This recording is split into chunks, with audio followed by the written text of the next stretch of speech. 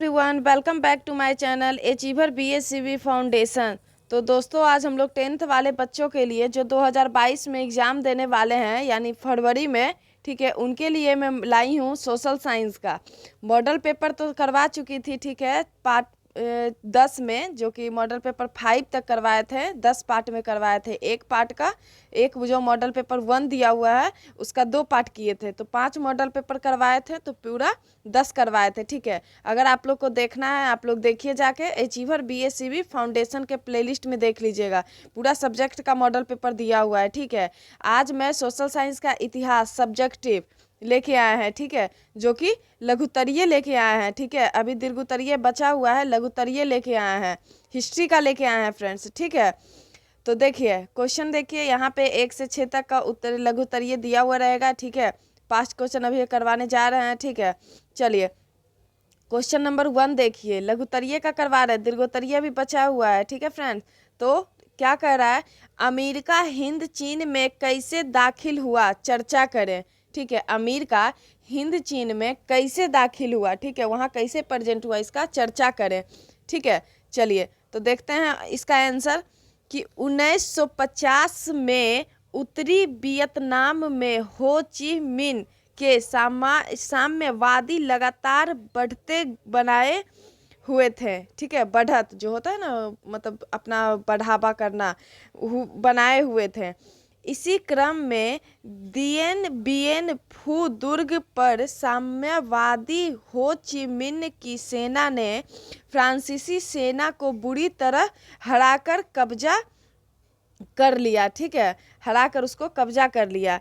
ऐसी स्थिति में साम्यवाद के बढ़ते प्रभाव को रोकने के उद्देश्य से फ्रांस के समर्थन में अमेरिका ने प्रत्यक्ष हिंदू चीन में उतरने का निश्चय किया। ठीक है, चूंकि उस रूस पहले ही साम्यवादी हो ची मिन का समर्थन कर रहा था, अतः तृतीय विश्व युद्ध की संभावना नजर आ रही थी। जो विश्व युद्ध हुआ था, प्रथम द्वितीय तृतीय, ठीक है, तृतीय युद्ध का संभावना नजर आने लगा उसको कि अब तृतीय युद्ध होगा।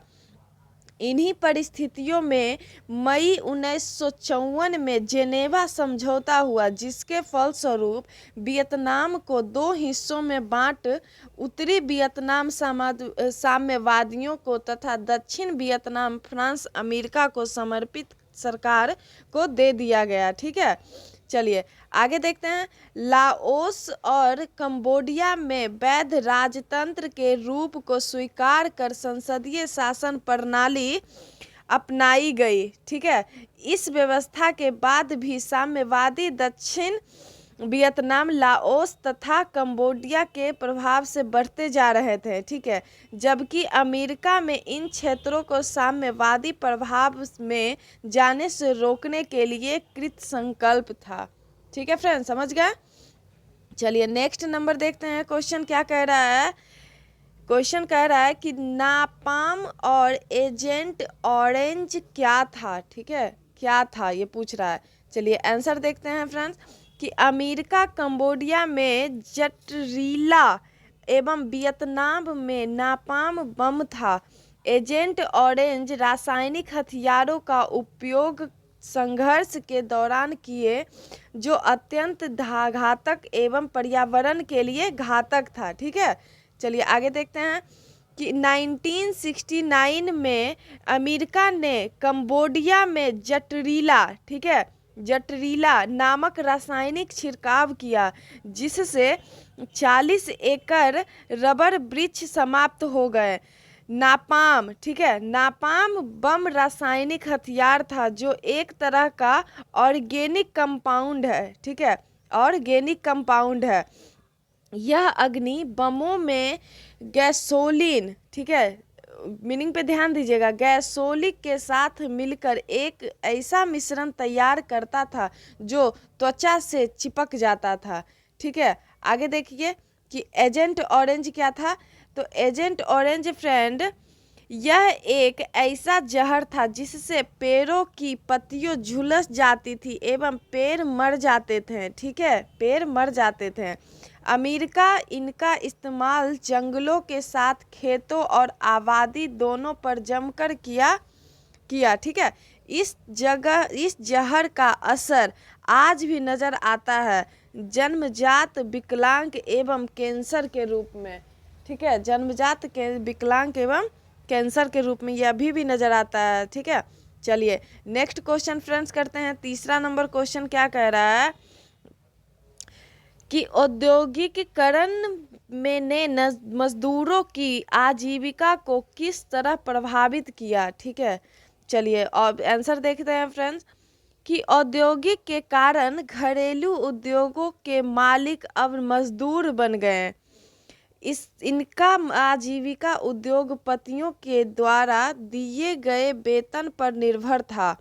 उस समय इंग्लैंड में कानून मिल मालिकों के समर्थन था। औरतों एवं बच्चों से 16 से 18 घंटे तक काम लिया जाता था। मशीनों एवं यंत्रों के सामने घरेलू हस्तनिर्मित उद्योगों का विकास संभव नहीं था। इन्हीं कारखानों ने उन्हें बेरोजगार बना दिया। फैक्ट्रियों में काम करने वाले मजदूरों का जीवन कष्टमय था। उद्योगीकरण ने मजदूरों को ही आजीविका के साधनों को समाप्त कर दिया था। ये दैनिक उपयोग की वस्तुओं को भी खरीदने की स्थिति में नहीं थे।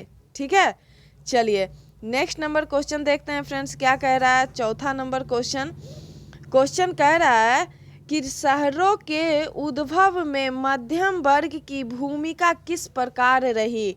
ठीक है, चलिए आंसर देखिए फ्रेंड्स। मध्यम वर्ग एक नए शिक्षित वर्ग के रूप में उभरा जो विभिन्न पेशों में रहकर भी औसतन एक समान आय प्राप्त करने वाले वर्ग के रूप में उभर कर आया एवं बुद्धिजीवी वर्ग के रूप में स्वीकार किए गए। ठीक है, यह विभिन्न रूप में कार्यरत रहे जैसे शिक्षक, वकील, चिकित्सक, इंजीनियर, क्लर्क, अकाउंटेंट्स। ठीक है, परंतु इनके जीवन मूल्य के आदर्श समान रहे और आर्थिक स्थिति भी एक वेतनभोगी वर्ग के रूप में उभर कर आई। ठीक है फ्रेंड्स, समझ गए आप लोग। अगर मॉडल पेपर आप लोग को देखना होगा ना, जो वस्तुनिष्ठ प्रश्न का मॉडल पेपर दिया हुआ रहता है, तो 5 मॉडल पेपर दिया हुआ था। ठीक है फ्रेंड्स, 5 में 2-2 पार्ट करके हम लोग कंप्लीट करवाए थे। ठीक है, तो आप लोग अगर देखना होगा तो अचीवर बीएससीबी फाउंडेशन पे जाके उसके प्लेलिस्ट में देख सकते हैं। वहाँ पे सोशल साइंस का मॉडल पेपर 5 कंप्लीट हो चुका था 10 पार्ट में।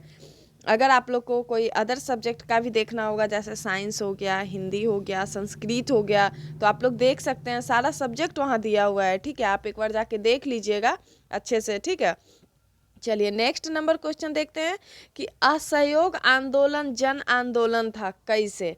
असहयोग आंदोलन जो गांधी जो किए थे, महात्मा गांधी जी जो हमारे बापू हैं वो किए थे, वो जन आंदोलन उसको कहा गया था। वो कैसे कहा गया था, ये देखिए क्वेश्चन यहाँ उठता है। तो देखिए फ्रेंड्स कैसे कहा गया था। सितंबर 1920 में कलकत्ता में आयोजित विशेष अधिवेशन में असहयोग आंदोलन का निर्णय लिया गया। इसका नेतृत्व गांधी जी ने, मैंने अभी बताई ना गांधी जी किए थे, इसका नेतृत्व गांधी जी ने किया था। यह प्रथम जन आंदोलन था। ठीक है, इस आंदोलन के प्रमुख 3 कारण थे। खिलाफत का मुद्दा, पंजाब में सरकार की बर्बर कार्रवाइयों के विरुद्ध न्याय प्राप्त करना, अतः स्वराज की प्राप्ति करना। ठीक है, इसका मेन उद्देश्य था। तो चलिए आगे देखते हैं। इस आंदोलन में 2 तरह के कार्यक्रम को अपनाया गया। ठीक है, प्रस्तावित कार्यक्रम तथा दूसरा रचनात्मक कार्यक्रम। असहयोग आंदोलन के प्रस्तावित कार्यक्रम इस प्रकार थे। ठीक है, इस प्रकार थी, देखते हैं क्या थे। ठीक है, पहला देख लीजिए फ्रेंड्स, सरकारी उसाधि एवं अवैधानिक सरकारी पदों को छोड़ दिया जाए। ठीक है, दूसरा देखिए, सरकारी तथा अर्ध सरकारी उत्सवों को बहिष्कार किया जाए। तीसरा देखिए फ्रेंड्स, स्थानीय संसाधनों की सरकारी सदस्यता से इस्तीफा दिया जाए। ठीक है। चौथा देखिए, सरकारी स्कूलों एवं कॉलेजों का बहिष्कार कर वकीलों द्वारा न्यायालय का बहिष्कार किया जाए तथा आपसी विवादों पंचायती अदालतों द्वारा निपटाया जाए। ठीक है फ्रेंड, तो आप लोग देख लिए सब्जेक्टिव का आपका 6 क्वेश्चन हो चुका है। ठीक है, दीर्घोत्तरीय भी आपको हम लेके आएंगे, अभी लघुत्तरीय लेके आए हैं इतिहास का। ठीक है, मॉडल पेपर के बारे में तो आपको जैसा बताए आप देख सकते हैं पीछे जाके। अदर कोई भी सब्जेक्ट, अगर आपको कोई चीज़ का PDF वगैरह सब चाहिए तो अचीवर BACV आप गूगल पे सर्च कीजिएगा। क्या कीजिएगा? अचीवर BACV, वहाँ से आपको कोई भी PDF चाहिए तो आपको मिल जाएगा। अगर कोई चीज़ आपको कमेंट करके पूछना हो तो आप कमेंट बॉक्स में कमेंट कर सकते हैं। आप लोग का कमेंट हम लोग ज़रूर देखते हैं। ठीक है, अगर कोई चीज़ का प्रॉब्लम हो, कुछ भी आपको मैसेज करना हो तो आप कमेंट में कमेंट कर दीजिएगा। ठीक है, आज के लिए यहीं पे थैंक यू, धन्यवाद, समाप्त करते हैं। ठीक है फ्रेंड्स, लघुत्तरीय 6 क्वेश्चन आपका हो गया है। ठीक है, आज के लिए थैंक यू, धन्यवाद।